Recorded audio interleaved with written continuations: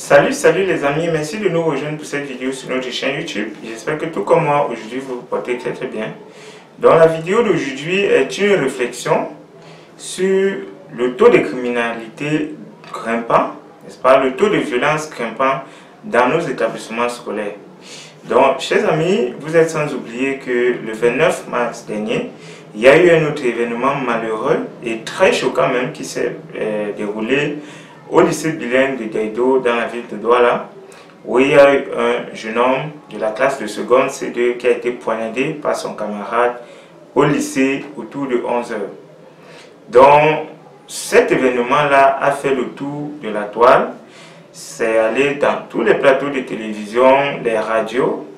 Et pendant que j'écoutais ces chaînes de télévision, moi j'ai voulu entendre des questions vraiment pertinentes, n'est-ce pas, qui pourraient éviter que de telles situations arrivent dorénavant dans nos établissements scolaires. Mais malheureusement, le vif même, n'est-ce pas, du sujet n'a pas été attaqué. C'est donc la raison pour laquelle je fais cette vidéo et en proposant ce thème de réflexion que je regroupe sous 3 questions. La première question, selon vous, quelle est l'origine, n'est-ce pas, du taux grimpant de la criminalité en milieu scolaire? Qu'est-ce qu'on peut faire pour résoudre cela? Et pourquoi est-ce que l'État, depuis que la criminalité existe en milieu scolaire, depuis que ça prend de l'ampleur, les pouvoirs publics ne réagissent pas? Pourquoi cela? Donc, chers amis, votre réponse est vivement attendue, n'est-ce pas? Répondez en commentaire de cette vidéo. Et si vous ne l'êtes pas encore, je vous invite à vous abonner maintenant, activez vos notifications et de cette façon, chaque fois qu'il y aura une nouvelle vidéo, vous serez informé. Partagez également la vidéo avec vos proches pour que chacun puisse donner, n'est-ce pas, son avis, afin que nous puissions ensemble bâtir notre société. Donc, quant à moi, tout en attendant vos nombreuses réponses, je vais vous donner mon point de vue, n'est-ce pas, je vais vous donner ma part d'analyse par rapport à la situation qui prévaut. Donc, chers amis, à la question de savoir pourquoi est-ce que le taux de criminalité monte dans les établissements scolaires, pourquoi il y a de plus en plus de violence en milieu scolaire dans notre pays, la réponse pour moi, elle n'est pas à chercher loin. C'est le climat de laisser aller dans la société qui est à l'origine de tout ce débordement que nous voyons, qui est à l'origine de toute cette déviance, de toute cette déroute que nous voyons dans nos établissements scolaires aujourd'hui. Chers amis, je vais commencer par vous expliquer ça, n'est-ce pas, dans le cadre de la cellule sociale, ce qui est la famille. Dans une famille, lorsque le père ne fait pas son rôle, la mère peut agir, n'est-ce pas, en compensation. Mais si le père et la mère faillissent à leur devoir, c'est que les enfants vont s'égarer. Ça, c'est évident. Si vous partez dans une maison où ni le père ni la mère ne sont sérieux, vous verrez que les enfants vont se comporter de façon bizarre. Et à la maison, ce sera du laisser aller. Chacun sort à l'heure qu'il veut, il rentre à l'heure qu'il veut, il fait ce qu'il veut, comme il peut, comme il veut. C'est ce climat-là, n'est-ce pas, si on le transporte à l'échelle nationale, c'est ce climat qui prévaut au Cameroun aujourd'hui. Donc, nous vivons dans un climat de laisser-aller total. Quand vous regardez comment les choses se passent, que ce soit à la tête de l'État ou en bas, c'est pareil, c'est du laisser-aller total. Je vais prendre un exemple très simple en bas de l'échelle. Quand vous partez dans un marché, pour acheter un produit, je vais prendre par exemple le miel. On va vous mettre la miel naturel, miel ceci.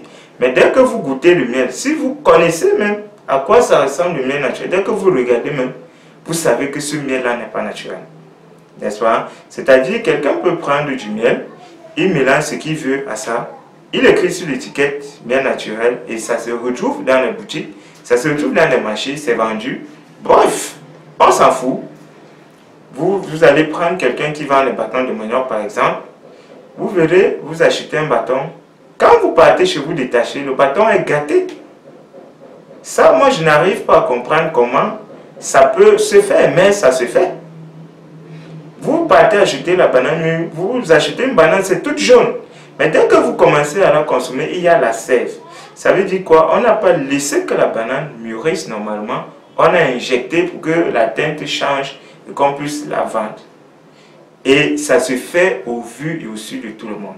Si on part à la tête de l'État, c'est des procès qui n'ont pas de sens, c'est-à-dire des procès à tête chercheuse. C'est une gouvernance vraiment bizarre, hein, et ça se fait au vu et au su de tout le monde. Chers amis, moi je voudrais qu'on soit honnêtes les uns envers les autres.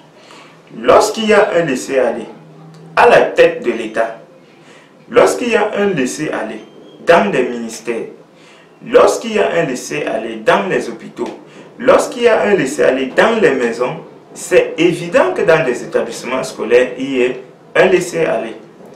Et la difficulté, c'est que à l'établissement scolaire, il s'agit des enfants qui normalement ont besoin d'être encadrés dans un environnement assez sérieux, dans un environnement assez strict, parce que l'éducation, c'est pas facile. La tendance, c'est que l'enfant fasse ce qui est mauvais. Donc, facilement, l'enfant fait ce qui est mauvais, difficilement, il fait ce qui est bien. C'est pour ça que le rôle des parents, le rôle des enseignants n'est pas négligé. On vous dit, on respecte toujours les enseignants. Pourquoi est-ce qu'on les respecte? Parce qu'ils font une œuvre d'esprit, ils encadrent, ils forment les esprits, ils forment les âmes, ils forment des personnalités. C'est pour ça qu'on respecte les enseignants dans toute société. Même s'ils ne sont pas les mieux payés, les enseignants sont les mieux respectés dans toute société. Vous pouvez blaguer même avec les militaires, ce n'est pas un problème. Mais avec les enseignants, en matière de respect, non. Ce sont les enseignants qui sont les plus respectés. Les enseignants sont même plus respectés que les médecins. Alors que les médecins sauvent des vies. Mais les enseignants sont plus respectés que les médecins. Pourquoi? Parce que ce sont les enseignants qui forment les médecins. Ce sont des enseignants qui forment des militaires. Ce sont des enseignants qui forment des présidents de la République. Ce sont des enseignants qui forment la société. Ce sont eux qui forment la société. Donc, lorsqu'en milieu scolaire, on retrouve des gens qui sont enseignants par voie de corruption, on retrouve des gens qui sont enseignants parce qu'ils n'ont rien d'autre à faire, ils n'aiment pas l'enseignement, mais à cause de la pauvreté, à cause de la corruption, à cause de tout ce qu'on connaît, ils sont obligés d'aller enseigner pour pouvoir, n'est-ce pas, subvenir à leurs besoins financiers. On aura toujours des situations vraiment désolantes dans nos établissements scolaires.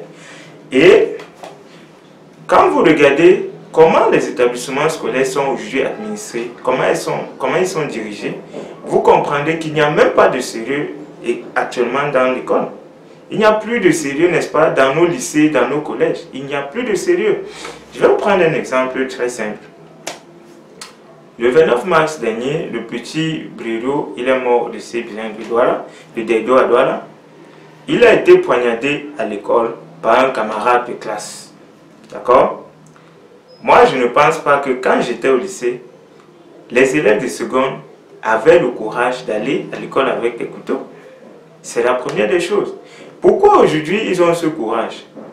Parce que le moyen de pression qu'on avait sur eux pour maintenir la bonne moralité, c'est parti. Ça, c'est la première des choses. Deuxièmement, quand j'étais au lycée de Manjo, entre 2002 et 2009, au moins de 2002 à 2007, je me rappelle encore très bien, chaque couloir avait un surveillant. C'est-à-dire, un couloir de 5 classes, c'était maxi 5 classes par couloir. Chaque couloir avait un surveillant de couloir. C'est-à-dire que lorsque nous étions en classe, on évitait de faire du bruit à un certain niveau parce que le surveillant de couloir n'était jamais loin. Dès que vous commencez à bavarder, depuis s'il a maxi 5 classes à surveiller, c'est facilement contrôlable. Dès qu'il y a une discussion qui déclenche dans une salle de classe, facilement il est alerté et facilement il intervenait. On se comprend? Donc, ce qui se passe en 2019 dans un lycée bilingue au Cameroun, c'est que des enfants commencent à discuter, une bagarre déclenche, un réussit même à fuir, il réussit même à s'échapper un peu. Parce que d'après ce que moi j'ai suivi, le petit Brilo qui a été assassiné, il a d'abord été blessé par couteau. Donc il essaie de fuir. Son bourreau le poursuit, il l'attrape et réussit à commettre son forfait. Où était le surveillant de couloir pendant ce temps? Où était l'administration de l'établissement pendant que tout cela se faisait? Ils étaient où? Bon, moi je ne peux pas répondre à cette question, mais c'est ce manque de sérieux dans les établissements-là qui arrive à poser ce genre de situation. Aller dans les établissements scolaires aujourd'hui, ça c'est plus du nouveau. Les enfants qui poignardent leurs camarades, c'est pas de l'extraordinaire actuellement dans nos établissements.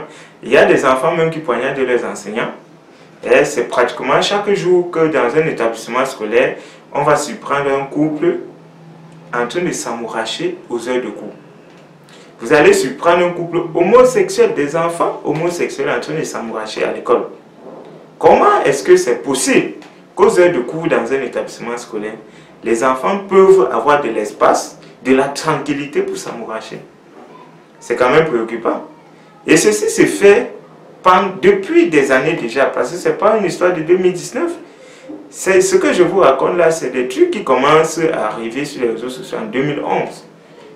C'est des trucs qui commencent à se propager de façon inquiétante à partir des années 2010. Vous comprenez un peu? Aujourd'hui, le tramol à l'école, ce n'est plus du nouveau. Ce n'est plus du nouveau. Le tas à l'école, ce n'est plus du nouveau. C'est-à-dire, les enfants se dopent carrément, ils sont en salle de classe. L'enseignant fait que les enfants sont dopés. Ils sont sous l'emprise de la drogue complètement. Bon. Comment est-ce qu'on fait pour résoudre cela? Moi, je ne pense pas que c'est trop compliqué la solution, chers amis. Il faut que le sérieux soit appliqué. Que le sérieux règne et à l'école et à la maison. Et pour que ce sérieux règne, parce que l'école pour les enseignants, c'est un milieu professionnel. Vous comprenez? Pour que le sérieux règne à l'école, il faut que dans les délégations départementales, qu'il y ait du sérieux. Dans les délégations régionales, qu'il y ait du sérieux.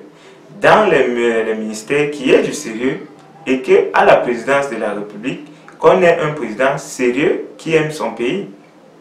Parce que c'est comme ça, c'est la pyramide. Si en haut là c'est gâté, en bas ça sera gâté. Mais si en bas c'est gâté, le haut peut arranger. Le bas ne peut pas arranger le haut comme ça, mais le haut peut arranger le bas comme ça, juste avec un mot. Donc, pour moi, c'est comme ça, hein. Aussi simplement parler, c'est comme ça qu'il faut résoudre. Pourquoi est-ce que depuis que cela se passe, l'État ne réagit pas? L'État ne propose pas de solution durable, n'est-ce pas, pour contrôler ce genre de situation, pour limiter ce genre d'événements dans nos établissements scolaires? C'est une question qui me préoccupe personnellement et j'espère que j'aurai une réponse, n'est-ce pas, assez sincère à cette question.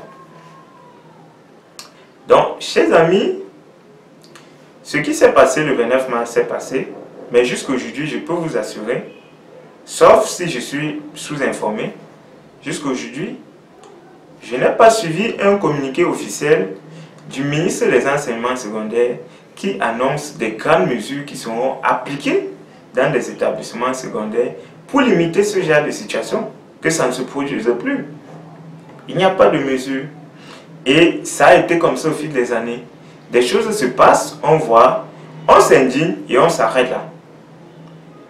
Est-ce que vous croyez que s'indigner, ça suffit pour résoudre un problème, chers amis? Moi, je ne pense pas, honnêtement. Et c'est pour ça que je veux m'adresser à vous tous qui me regardez, vous qui êtes parents, vous qui projetez d'être parents. Moi, je vais vous dire, dans un pays assez sérieux, lorsque les dirigeants refusent de faire ce qui est leur devoir, le peuple se lève et rappelle à ces dirigeants quel est leur devoir et les obliger à le faire. C'est-à-dire quoi? Si nous voulons que nos dirigeants nous respectent au Cameroun, nous devons faire notre part en tant que peuple camerounais. Et le minimum que nous puissions faire, c'est revendiquer, c'est se constituer en communauté, en groupe, massivement, en peuple. Quand on dit un peuple, je dis bien le peuple camerounais. D'accord? Il ne s'agit pas d'une tribu. Parce que je ne connais pas un endroit, une ville au Cameroun où vous pouvez venir dans un quartier, vous dites, ici ce n'est que les Bétis, ici ce n'est que les Bamileke, ici ce n'est que non. Bref, moi je ne connais pas, peut-être ça existe. D'accord? Parce que partout où j'ai vécu, même si la majorité c'est les Bamileke, vous allez trouver d'autres tribus. Même si la majorité c'est les petits, vous allez trouver d'autres tribus. Vous comprenez? Donc c'est comme ça que moi je connais le Cameroun. Et même si on était dans une communauté, dans un pays où les communautés sont reparties en tribus, ce qui touche l'ensemble du pays, ça ne concerne plus une seule communauté. Par exemple, le petit qui a été poignardé à Douala, on peut me dire qu'il est Bamileke. Ceux qui sont poignardés dans d'autres établissements, est-ce toujours des Bamileke? Non. Donc c'est un problème national qui ne peut pas être résolu par une tribu, qui ne peut pas être résolu par un groupe isolé de personnes. C'est au peuple qui revient de se constituer en peuple et de revendiquer sur tout le territoire national, de mettre la pression aux dirigeants pour qu'ils résolvent ce problème. Parce que, moi je vais vous dire, si au Cameroun on avait des dirigeants sérieux, quand des choses comme ça se passent, ils doivent poser des actes forts, vous comprenez, au niveau du système éducatif, de façon à rassurer les enfants qui vont à l'école. Qu'à l'école, ils sont protégés, ils sont en sécurité. Est-ce que les élèves là sont en sécurité dans les écoles? Est-ce qu'ils sont assurés? Est-ce qu'ils sont protégés? Non, ils ne sont pas protégés. Voilà une illustration que nous avons eue. Est-ce que les enseignants même aujourd'hui sont protégés quand ils sont à l'école? Moi je peux vous dire non. Il y a des enseignants qui se sont poignardés à l'école, pas des élèves. On se comprend, ça c'est ce qui arrive au Cameroun. Donc l'État devrait déjà rassurer ceux qui vont à l'école et rassurer davantage les parents qui envoient les enfants dans ces écoles. Malheureusement aujourd'hui, vous pouvez envoyer votre enfant, il se comporte très bien, il est respectueux, il part dans un établissement scolaire, il passe 3 ans. Après ça, vous ne le reconnaissez plus. Ça veut dire que l'école qui est censée former se retrouve en train de détruire. Et c'est le devoir du gouvernement, c'est le devoir du public, c'est le devoir, n'est-ce pas, des dirigeants. Chaque fois qu'ils constatent qu'il y a un écart qui est en train de se créer, de prendre des décisions politiques qui vont améliorer les choses. Et lorsque le gouvernement faillit, c'est un devoir du peuple de se soulever pour que justement ceux qui doivent prendre les décisions, qu'ils reviennent à de meilleurs sentiments et qu'ils prennent les décisions qu'il faut, n'est-ce pas, pour que les choses se passent bien pour tout le monde. Qui ne dit rien consent. Et je peux vous dire, être pacifique c'est bien, mais ça n'a jamais libéré un peuple, ça n'a jamais libéré un pays. À bon entendeur, salut. Merci d'avoir regardé cette vidéo. J'espère vous retrouver très prochainement dans une autre vidéo. D'ici à là, que Dieu vous bénisse. Portez-vous très très bien. Je vous aime tous. Ciao, ciao.